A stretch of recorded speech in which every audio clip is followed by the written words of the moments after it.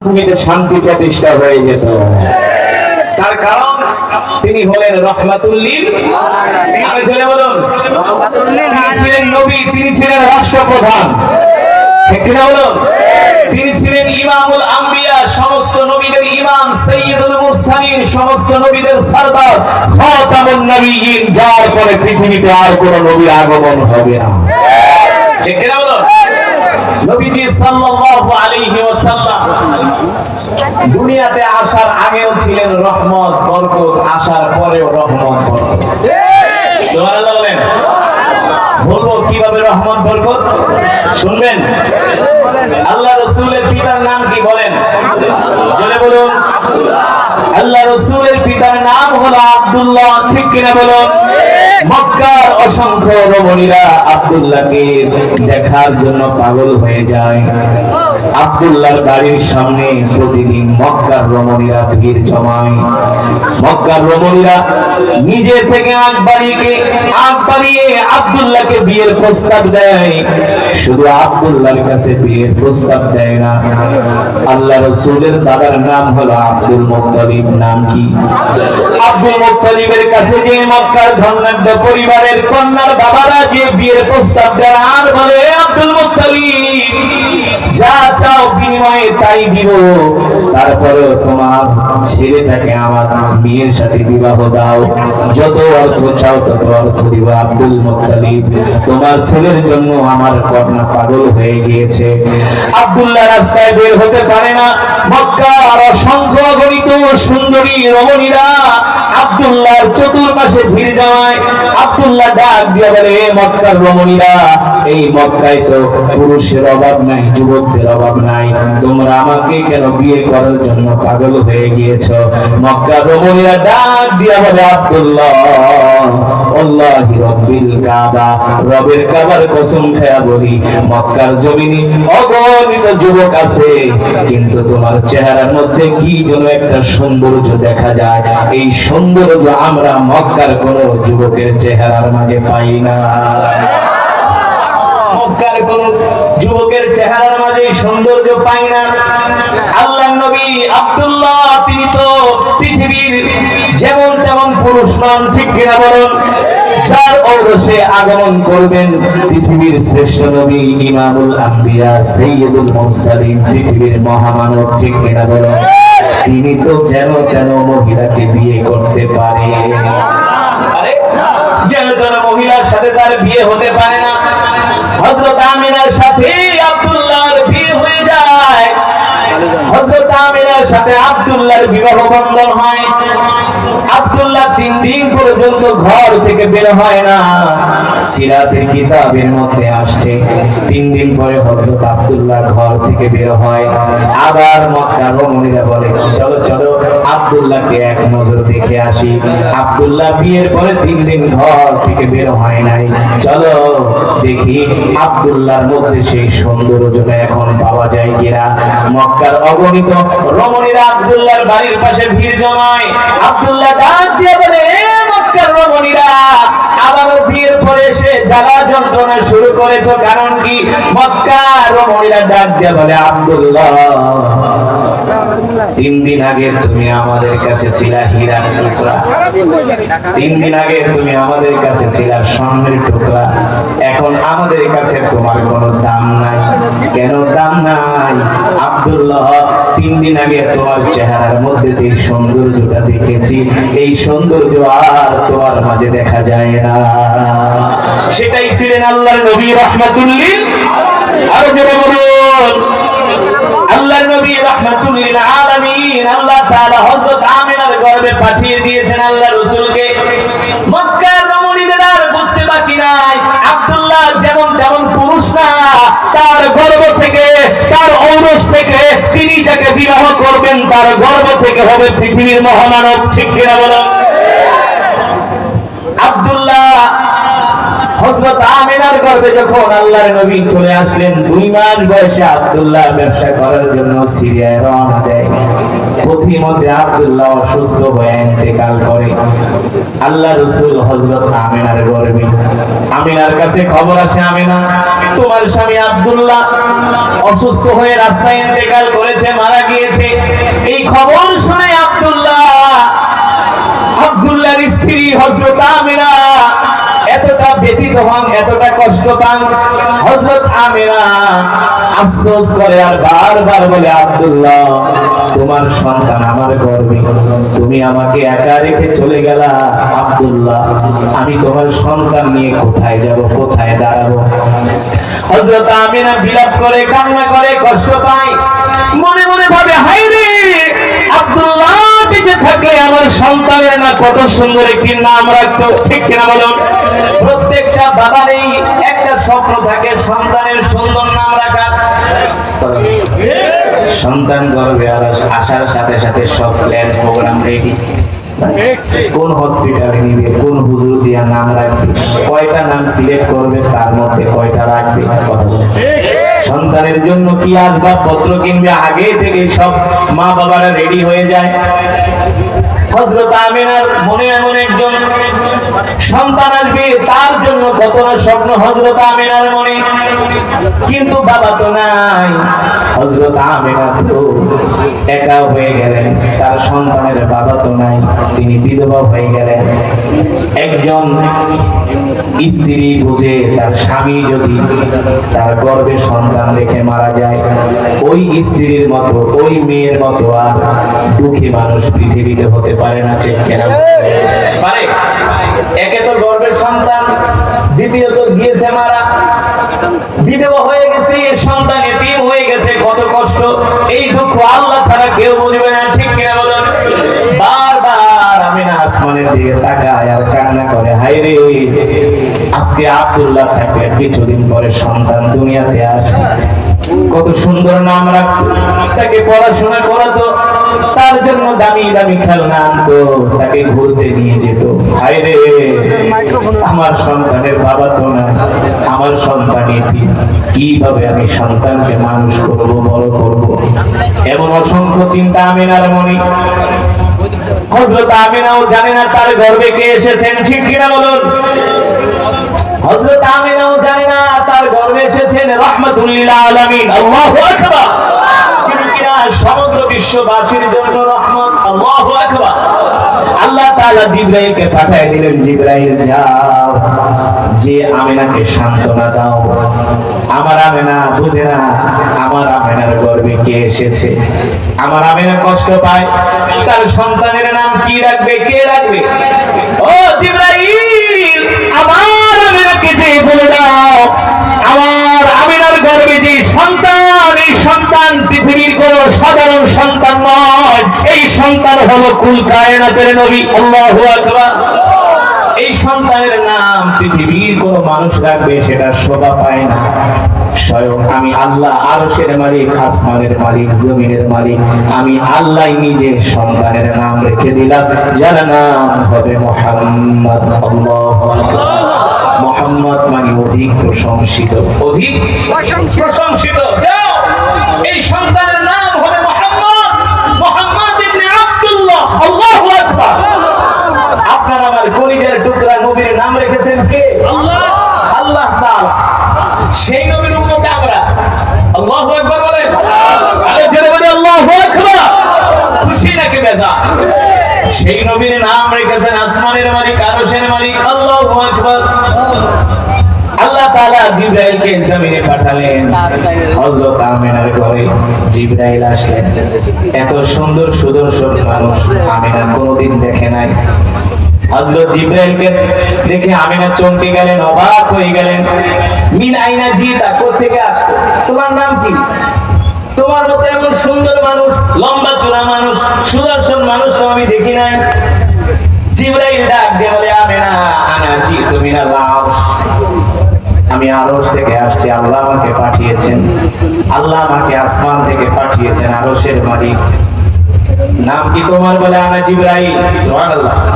আমি দুনিয়ার কোন সাধারণ মানুষ না, আমি হলাম আল্লাহর একজন একজন বিশেষ দূত, বিশেষ ফেরেশতা। কেন এসো? বলে শোনেন, আপনার গর্ভে যে সন্তান আসছে তাকে নিয়ে আপনি চিন্তিত। বলে হ্যাঁ, আমি অনেক চিন্তিত। কেন চিন্তিত? সাধারণত একজন মা সব সময় চিন্তায় থাকে, সন্তান দুনিয়াতে আসবে, তার বাবা তার নাম রাখবে, তাকে আদর করবে, তাকে পড়াশোনা করাবে, খেলনা কিনে দিবে, তাকে ঘুরতে নিয়ে যাবে। কিন্তু আমার সন্তানের তো বাবা নাই, আমি তো বিধবা, আমার সন্তান তো এতিম, কষ্ট তো লাগবে। হযরত জিবরাইল ডাক দিয়ে বলে আমিনা শোনেন, আপনার গর্ভে যে সন্তান, এই সন্তান দুনিয়ার কোন সাধারণ সন্তান নয়, এই সন্তান হলো কুল কায়নাতের নবী। এই পৃথিবীতে যত নবী আছে সব নবীদের সরদার হবে আপনার সন্তান। সুবহানাল্লাহ। আপনার সন্তান হবে সমস্ত নবীদের ইমাম। আর আপনার সন্তানের পরে পৃথিবীতে আর কোন নবীর আগমন ঘটবে না। আল্লাহু আকবার। শুনেন, আপনার যে সন্তান আসছে, এই সন্তানের নাম দুনিয়ার কোন সাধারণ মানুষ রাখবে, এটা শোভা পায় না। আপনার সন্তানের নাম স্বয়ং আরশের মালিক আল্লাহ রাব্বুল আলামিন রেখে দিয়েছেন। আপনি চিন্তা করেন, আপনার সন্তানকে খেলনা কিনে দিবে তার বাবা। আরে শোনেন, দুনিয়ার সাধারণ শিশুরা খেলা করে মাটির খেলনা দিয়ে, ঠিক কিনা বলুন, কিংবা কাঠের খেলনা দিয়ে, কিংবা কাপড় দিয়ে খেলনা বানায়, প্লাস্টিক দিয়ে খেলনা বানায়, সেগুলো দিয়ে তারা খেলা করে। আমিনাকে ডাক দিয়া জিবরাইল বলে আমিনা, আপনার সন্তান দুনিয়ার কোন সাধারণ সন্তান নয়, সে হবে নবী। সুবহানাল্লাহ। সে দুনিয়ার সাধারণ খেলনা দিয়া খেলা করবে, এটা তার দ্বারা শোভা পায় না। আমিনা ডাক দিয়া বলে তাহলে আমার সন্তান কি দিয়া খেলা করবে? জিবরাইল ডাক দিয়া বলে আমিনা, আপনার সন্তানের সাথে খেলা করার জন্য, আনন্দ করার জন্য আল্লাহ তাআলা আসমান থেকে আকাশের চাঁদ আপনার সন্তানের কাছে পাঠিয়ে দিবে। কি? আকাশের চাঁদ। আকাশের চাঁদ আসবে আপনার সন্তানের সাথে খেলা করার জন্য। কোথায় আসবে? বলে আপনার বাড়িতে। সুবহানাল্লাহ। আকাশের চাঁদ এসে আপনার সন্তানের সাথে খেলা করবে। সুবহানাল্লাহ বলবেন না? হবে না? আপনি চিন্তা করেন। আর কি বলে, আমার সন্তানকে কে পড়াশোনা করাবে? জিবরাইল ডাকতে বলে আমিনা, আপনার সন্তান দুনিয়ার কোন সাধারণ সন্তান নন, আপনার সন্তান হলো নবী। ছোট মোটো নবী নয়, কোন গোত্রের নবী নয়, কোন বংশের নবী নয়, কোন দেশের নবী নয়, ঠিক কিনা বলেন? আপনার সন্তান হলো কেন্দ্রীয় নবী, ওয়ার্ল্ড ওয়াইড, ঠিক কিনা বলুন? সারা পৃথিবীর নবী, কুল কায়নাতের নবী। আপনার সন্তান শুধু মানুষের নবী না, আপনার সন্তান হলো গাছের নবী, মাছের নবী। আর আসতে পারে বলতে পারেন হুজুর, নবী আবার গাছের নবী কিভাবে হয়? প্রশ্ন আসে কি আসে না? হুজুর, নবী আবার গাছের নবী কিভাবে হয়? আল্লাহ রাসূল সাল্লাল্লাহু তাআলা আলাইহি ওয়াসাল্লাম যখন মসজিদে নববীতে কোরআনের দাওয়াত দিতেন, কোরআনের কথা বলতেন, দিন দিন দূর দূরান্ত থেকে কাফেররা এসে কালেমা পড়ে মুসলমান হতে লাগলো। সুবহানাল্লাহ। আল্লাহ রাসূল মসজিদে নববীর বারান্দায় একটা খেজুর গাছ ছিলেন। কি ছিলেন? খেজুর গাছ ছিলেন। এমন চেয়ার ছিলেন না, আল্লাহ নবী খেজুর গাছের সাথে হেলান দিয়ে কোরআনের কথা বলতেন। কিন্তু দিন দিন মুসলমানের সংখ্যা বেড়ে যাওয়ার কারণে দূর থেকে আল্লাহ রাসূলের চেহারা মোবারক দেখা যায় না।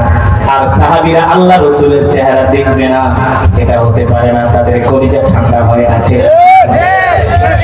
সাহাবীরা এসে প্রস্তাব দিল, আল্লাহ রাসূল, দিন দিন আমাদের সংখ্যা বেড়ে যাচ্ছে, আপনি খেজুর গাছের নিচে হেলান দিয়ে বসেন, দূর থেকে আপনাকে দেখা যায় না। আমরা সিদ্ধান্ত নিয়েছি আপনার জন্য আমরা একটা উঁচু জায়গা, একটা মেম্বার বানাবো। সুবহানাল্লাহ। কি বানাবো? উঁচু একটা মেম্বার বানাবো। আপনি উঁচু জায়গায় উঠে কোরআনের কথা বলবেন, আমরা প্রাণ খুলে শুনবো, আপনার চেহারা দেখবো। আল্লাহু আকবার। আমাদের কলিজা ঠান্ডা হবে। আল্লাহ রাসূল অনুমতি দিলেন, ঠিক আছে যাও তোমরা মেম্বার বানাও। আল্লাহ রসুলের জন্য মেম্বার বানানো হলো, মসজিদে নববীতে মেম্বার স্থাপন করা হলো। আল্লাহ নবী সেই মেম্বারের উপরে বসে কোরআনের কথা বলতেছেন। আল্লাহ রসুল বয়ান করতে করতে এক পর্যায়ে মসজিদের বাহির থেকে ছোট্ট শিশু বাচ্চার মতো ঢুকরে ঢুকরে কান্নার আওয়াজ আসতেছে। বুঝছেন তো? ছোট্ট শিশু বাচ্চার মতো ঢুকরে ঢুকরে কান্নার আওয়াজ আসতেছে, অথচ আশেপাশে কোনো ছেলে সন্তান নাই। কে কাঁদে, কে কাঁদে? আল্লাহ রাসূল তার সাহাবী আব্দুল্লাহ ইবনে মাসউদকে বললেন, আব্দুল্লাহ ইবনে মাসউদ যাও দেখো তো কোন বাচ্চা কান্না করতেছে। আব্দুল্লাহ ইবনে মাসউদ মসজিদের বারান্দায় করে কান্নার আওয়াজ পায় না। কান্নার আওয়াজ পাবে কিভাবে? এই কান্না তো আর সাহাবীর জন্য করে না, কান্না করে নবীর জন্য। আব্দুল্লাহ ইবনে মাসউদ বলে, আল্লাহ রাসূল আমি তো কান্নার আওয়াজ পাই না। আল্লাহ নবী বলে, আমি তো পাইতেছি। নবীজি নিজেই কেমন দয়ার নবী ছিলেন, ভালোবাসার নবী ছিলেন। আল্লাহু আকবার। যার কোনো অহংকার নাই। আল্লাহু আকবার। যার রাতও যেমন দিনও তেমন। সুবহানাল্লাহ। যিনি রাতেও যেমন দিনেও তেমন। আর আজকে তো যারা বড় বড় কথা বলে ওদের রাতের চরিত্র একরকম, দিনের চরিত্র আরেক রকম। দিনের বেলা ফেরেশতা আর রাতের বেলা হারে হারামজাদা। আছে কি আছে না? দিনের আলোতে মানুষের সামনে কথা কয় ফেরেশতার মতো, আর রাতের বেলা কাজ করে শয়তানের মতো। হ্যাঁ?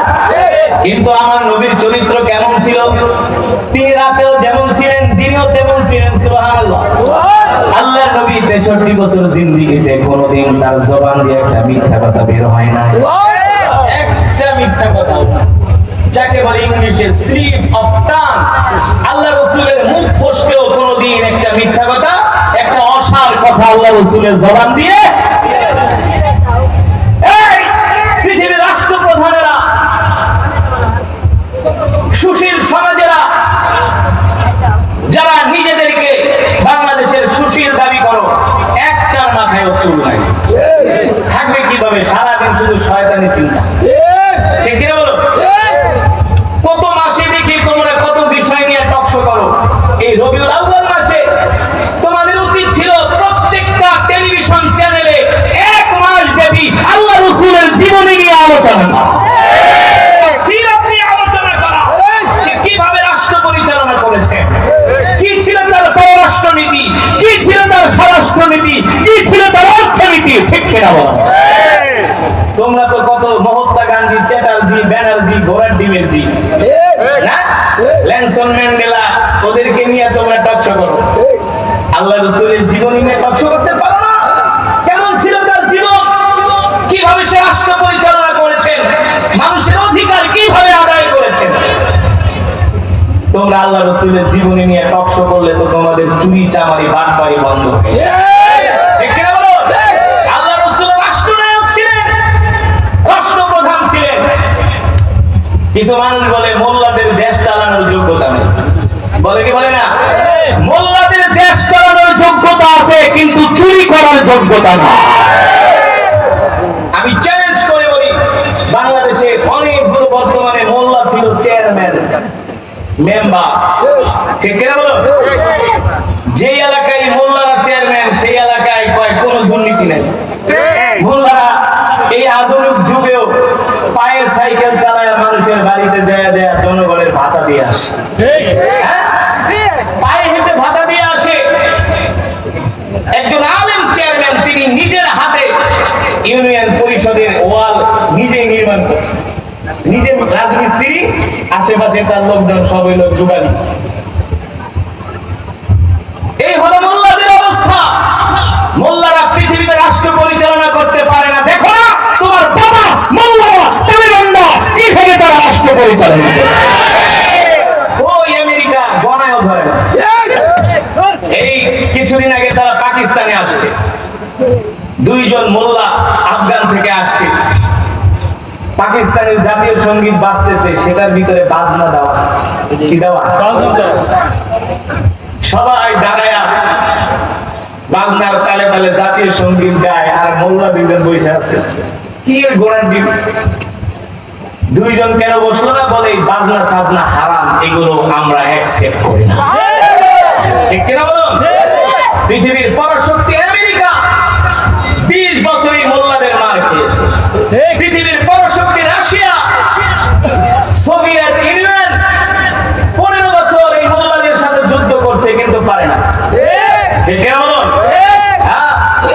এখন সেই রাশিয়া যায় মোল্লাদের সাথে আঘাত চায় না। চীন বলছে যে মোল্লারা আসলে কি জিনিস। ঠিক কিনা বলুন? মোল্লারাও যদি বাংলাদেশের এই আন্দোলনে যোগ না দিত তাহলে আন্দোলন সফল হতো না। এই আন্দোলনের সূচনাই করেছিল মোল্লারা 2013 সালে। ঠিক কিনা বলুন? মোল্লা কারা? এই আন্দোলনের বীজ বপন করেছিল মোল্লারা। আমরা চাই আল্লাহর জমিনে আল্লাহর দ্বীন কায়েম হোক, কোন মানুষ মানুষের উপর যাতে জুলুম না করে, অত্যাচার না করুক, রক্ষক যাতে ভক্ষক না হয়। কথা বলেন? কে বলতে পারবে মোল্লাদের 2 পয়সার দুর্নীতি? কেউ বলতে পারবে না। সারা পৃথিবীতে আফগানের মোল্লাদেরকে কোণঠাসা করে রাখার ষড়যন্ত্র হয়েছে। আল্লাহ তাআলার কি কৌশল, তোমরা মোল্লাদেরকে কোণঠাসা করতে যায়, এখন তোমরাই কোণঠাসা হয়ে গেছে। মোল্লারা দিন দিন তাদের অর্থনীতি আরো আগের চেয়ে সমৃদ্ধ হচ্ছে, তাদের অর্থ ভান্ডার সমৃদ্ধ হচ্ছে, তাদের মুদ্রার মান বেড়ে যাচ্ছে, মূল্যস্ফীতি কমে যাচ্ছে। এবারের হজে আমি হারাম থেকে বের হয়েছি, হোটেলে আসবো, একজন আফগান তালেবান দৌড়ে আসছে, আইসা আমাকে সালাম দিয়ে বলে আইনাল বিলাদ। আমি বলি আনা বাংলাদেশি। আমার দিকে তাকায় বলে আন্তা কারি। আমি বলি না। তুমি কিভাবে চিনো? মোবাইলটা বের করে আমার একটা তেলাওয়াত দেখেছি, এই যে দেখো, এটা কি তুমি? আমি বলি হ্যাঁ। আইনাল বিলাদ বলে আনা আফগানি। আফগানিস্তান আমার বাড়ি। কোথায়?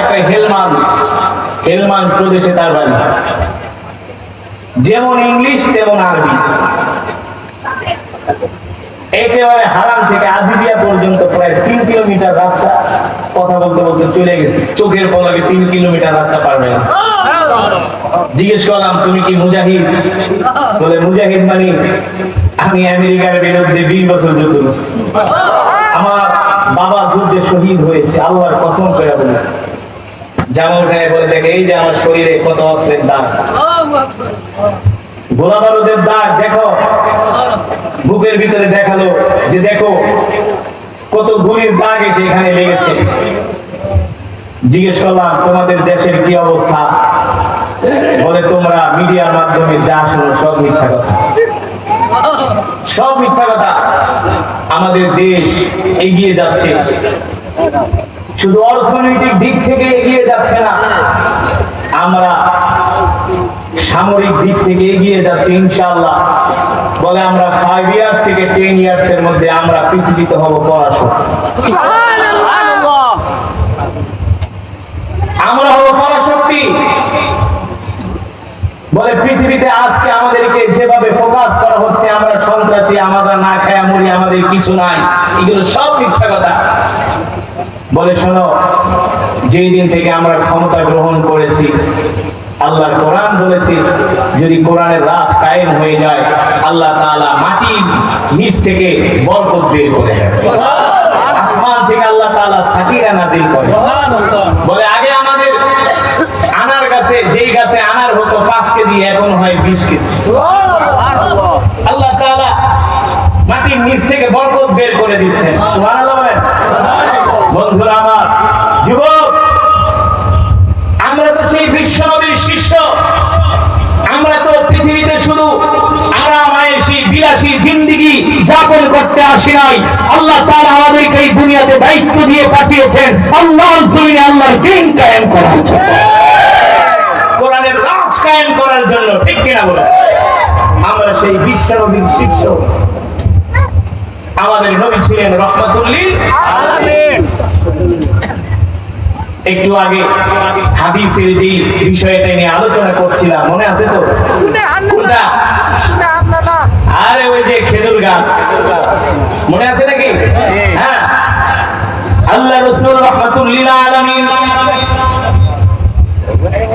তিনি ছোট বাচ্চার মতো আবেগ প্রবল হয়ে তিনি মসজিদ থেকে বের হয়ে গেলেন। কোত্থেকে কান্নার আওয়াজ আসে।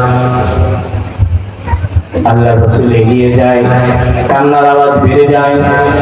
আল্লাহ রাসূল এগিয়ে যায়, কান্নার আওয়াজ বেড়ে যায়। আল্লাহ রাসূলের আর বুঝতে বাকি রইল না, ওই খেজুর গাছ ছোট বাচ্চার মতো ঢুকরে ঢুকরে কান্না করতেছে। আল্লাহু আকবার। রাহমাতুল লিল আলামিন খেজুর গাছের গায়ে হাত দিয়া বলে, খেজুর গাছ কাঁদো কেন? বলে কাঁদবো নাকি, হাসবো। এতদিন আপনি আমার সাথে হেরান দিয়া কোরআনের কথা বলছেন, আপনার বরকতি শরীর মোবারক আমার গায়ে লেগেছে, আমি ধন্য হয়ে গেছি। আজকে থেকে তো আপনি আর আমার সাথে হেরান দিবেন না, আপনি মেম্বারে বসে বয়ান করবেন, আপনার বরকতি শরীর মোবারক আমার গায়ে লাগবে না। এই যন্ত্রণা, এই কষ্ট, এই বিয়োগ বেদনা আমি সহ্য করতে পারি না। আল্লাহু আকবার। এই কথা বলে খেজুর গাছ আর কান্না বাড়িয়ে দিল।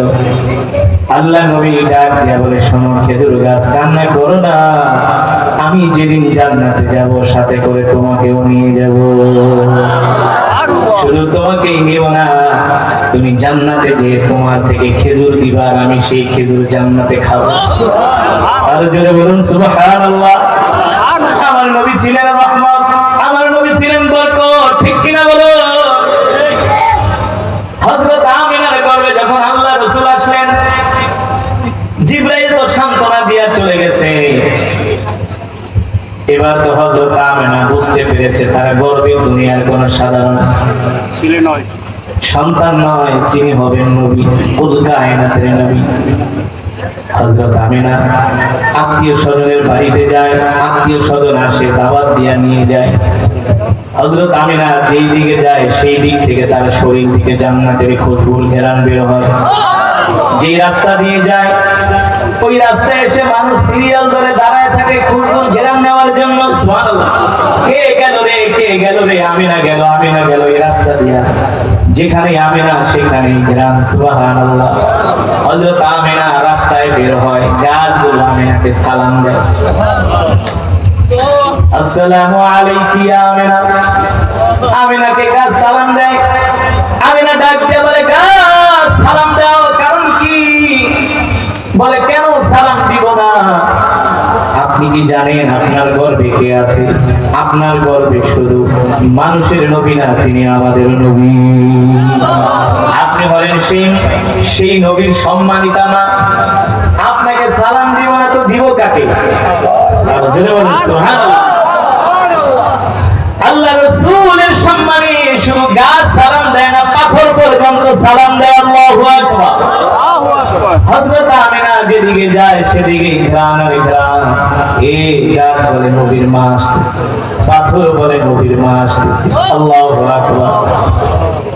এবার মক্কার কিছু দুষ্ট মহিলারা আমিনার বিরুদ্ধে লেগে গেল।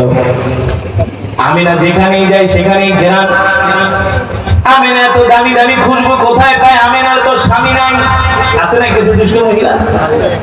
দুষ্ট মহিলারা আব্দুল মুত্তালিবের স্ত্রীর কাছে দেয়, বিচার দেয়, তোমার ছেলের বউ বিধবা, কিন্তু দামি দামি খুশবু কোথায় পায়? ছেলে তো মারা গেছে, এত দামি দামি খুশবু কোথায় পায়? দুষ্ট মহিলারা আব্দুল মুত্তালিবের স্ত্রীর কাছে বিচার দেয়। আব্দুল মুত্তালিবের স্ত্রী আমিনাকে কিভাবে জিজ্ঞেস করে, সন্তান তো মারা গেছে, ছেলের বউ বিধবা হয়ে গেছে, সম্ভ্রান্ত পরিবারের কন্যা হলো আমিনা। জাতির মেয়েদেরকে ধমক দেওয়া লাগে না, চোখ রাঙ্গানিতেই, চোখের কথাই, চোখের ইশারাই তারা বুঝে যায়, ঠিক কিনা বলুন? এই কারণে নদীর পানি গোলাও ভালো, জাতের মেয়ে। এ যুবক, বিয়ে তো করবা, জাতের মেয়ে দেখা বিয়ে করবে, যাকে তাকে দেখা বিয়ে করবে না, অবস্থাটা হবে, ঠিক কিনা বলুন? হযরত আমিনা ছিলেন সম্ভ্রান্ত পরিবারের একজন কন্যা। আল্লাহু আকবার। আব্দুল মুত্তালিব তার স্ত্রীকে বলল, ঠিক আছে, আমিনাকে একদিন ডাকো, তার সাথে আমরা কথা বলি। আশেপাশের মহিলারা এসে আমিনার নামে নালিশ দেয়। অথচ আশেপাশের মহিলারা তো বোঝে না আমিনার গর্ভে তো দুনিয়ার শ্রেষ্ঠ নবী, ঠিক কিনা বলো? তারা তো সমালোচনা করবে। হযরত আমিনাকে ডাক দেওয়া হলো। আব্দুল মুত্তালিবের স্ত্রী ডাক দিয়ে বলে, মা তোমাকে একটা কথা বলবো, তুমি রাগ করবা না, কষ্ট পাবা না। আমিনা ডাক দিয়া বলে, উম্মি বলুন, কি বলবেন? আমিনা গো শোনো মা, তুমি তো বিধবা, আমাদের সন্তান তো মারা গেছে, কিভাবে তোমাকে কথাটা বলি রে আমিনা। আমিনা গো তুমি দামি দামি খুঁজবো কোথায় পাও? তুমি যেখানেই যাও, রাস্তায় বের হলে, ঘরে থাকলেও শুধু খুশবুর গ্রাম বের হয়। হযরত আমিনা ডাক দিয়ে বলে, আম্মা জান কে বলেছে? বলে আশেপাশের মহিলারা এসে বিচার দিচ্ছে। শুধু মহিলা না, আমি নিজে তোমার থেকে ঘেরান পাই। তুমি রান্না ঘরে গেলে ঘেরান পাই, গোসলখানাও ঘেরান পাই, তোমার পাশে পিছনে পিছনে আমি যেখানে যাই সেখান থেকেই ঘেরান পাই। হযরত আমিনা ডাক দিয়া বলে, আম্মা জান আমি একজন বিধবা, আমি আমার স্বামী নাই, কে আমাকে খুঁজবো এনে দিবে? কোত্থেকে আমি দামি দামি খুঁজবো পাবো? তবে শোনেন গো আম্মা জান, যেই দিন থেকে আমার গর্ভে আমার সন্তান মুহাম্মদ আসছে, সুবহানাল্লাহ, মুহাম্মদ নাম শুনে আব্দুল মুত্তালিবের স্ত্রী অবাক হয়ে গেছে। তোমার সন্তান যিনি গর্ভে তার নাম মুহাম্মদ, এমন নাম তো শুনি নাই, এই নাম তুমি কোথায় পাইলা? সুবহানাল্লাহ। আমিনা ডাক দিয়া বলে, আম্মা জান আমার গর্ভে যে সন্তান, এই সন্তানের নাম দুনিয়ার কোন মানুষ রাখলে সেটা শোভা পায় না। আমার সন্তানের নাম আসমানের মালিক, জমিনের মালিক আল্লাহ রাব্বুল আলামিন রেখে দিয়েছে। আল্লাহু আকবার। আমার সন্তানের নাম হলো মুহাম্মদ। আমার সন্তানের নাম জোরে বলুন মুহাম্মদ। আল্লাহ তাআলা জিবরাইলের মাধ্যমে আমাকে জানিয়ে দিয়েছেন, সুবহানাল্লাহ। আম্মা জান শোনেন শোনেন, যেই দিন থেকে মুহাম্মদ আমার গর্ভে এসেছে, সেই দিন থেকে আমার শরীর থেকে জান্নাতের ঘেরান বের হয়, খুশবুর ঘেরান বের হয়। আল্লাহু আকবার। কেন এবার বের হবে না? হযরত আমিনার গর্ভে হলেন রাহমাতুল লিল আলামিন। আল্লাহু আকবার। মুসলমান সেই নবীর উম্মত, আমরা খুশি নাকি দাদা? জোরে বলুন। শুধু খুশি হলেই চলবে না, সেই নবীর আদর্শ গ্রহণ করতে হবে, সেই নবীর চরিত্র গ্রহণ করতে হবে, ঠিক কিনা বলুন? সেই নবীর সুন্নাহ অনুযায়ী আমাদেরকে চলতে হবে। আজকে সেই রাসূলের সুন্নাত আমাদের মাঝে নাই, সেই নবীর আখলাক চরিত্র আমাদের মাঝে নাই। অথচ আল্লাহ নবী কি বলছেন? মান আহাব্বা সুন্নতি ফাকাদ আহাব্বানি ওয়া মান আহাব্বানি কানা মাই ফিল জান্নাহ। উম্মত, তোমরা যদি আমার সুন্নতকে ভালোবাসো, আমার সুন্নতকে জিন্দা করো, আমার একটা আত্মা থেকে আপনার সুন্নতকে যদি তোমরা দুনিয়ার জমিনে প্রতিষ্ঠিত করো, আমি নবী তোমাদেরকে সাথে নিয়ে আল্লাহর জান্নাতে প্রবেশ করব। অথচ রাসূলের সুন্নাত আমাদের মাঝে নাই। আজকে যুবকদের মাঝে রাসূলের সুন্নাত নাই, ঠিক কিনা বলেন? যুবকরা চুল কাটার জন্য সেলুনে যায়, কোথায় যায়? যায় বলে না সেলুনের ভাই আমার চুলটা আমার নবীর স্টাইলে কেটে দাও। ও সেলুনের ভাই আমার চুলটা আমার নবীর সুন্নত তরিকায় কেটে দাও, ঠিক কিনা বলেন? সেলুনে যায় প্রথম, সেলুনে যায় প্রথম মেসির চেহারা দেখা। কার চেহারা? যে মেসি হলো একজন ইহুদি, বিয়ে ছাড়া 4টা সন্তান জন্ম দিয়েছে, ঠিক কিনা বলেন? যে নেইমারের চেহারা দেখায়, রোনাল্ডোর চেহারা দেখায়, ঠিক কিনা বলেন? শাহরুখ খানের চেহারা দেখায়, যে শাহরুখ হলো মুসলমান, ওর স্ত্রী হলো হিন্দু, ওদের গর্ভে যারা জন্ম নিয়েছে সব হলো ভাস্কর। ওদের কাজকে আমরা অনুসরণ করি, অনুকরণ করি। অথচ আমাদের উচিত ছিল আল্লাহ রাসূলকে অনুসরণ করা, ঠিক কিনা? এই কারণে আজ থেকে আমরা জীবনে যতদিন বাঁচবো আল্লাহ রাসূলের সুন্নাত অনুযায়ী বাঁচবো। আল্লাহ রাসূলের সুন্নাতকে আমরা প্রতিষ্ঠিত করব, আল্লাহ রাসূলের সুন্নাতকে আমরা জিন্দা করব। রাজি আছেন ইনশাআল্লাহ? আল্লাহ তাআলা আমাদের সকলকে এই রবিউল আউয়াল মাসে আমরা যে আলোচনা শুনলাম রাসূলের মহব্বতে, আল্লাহ রাসূলের সুন্নাতগুলো যেন আমরা আমাদের বাস্তব জীবনে বাস্তবায়িত করতে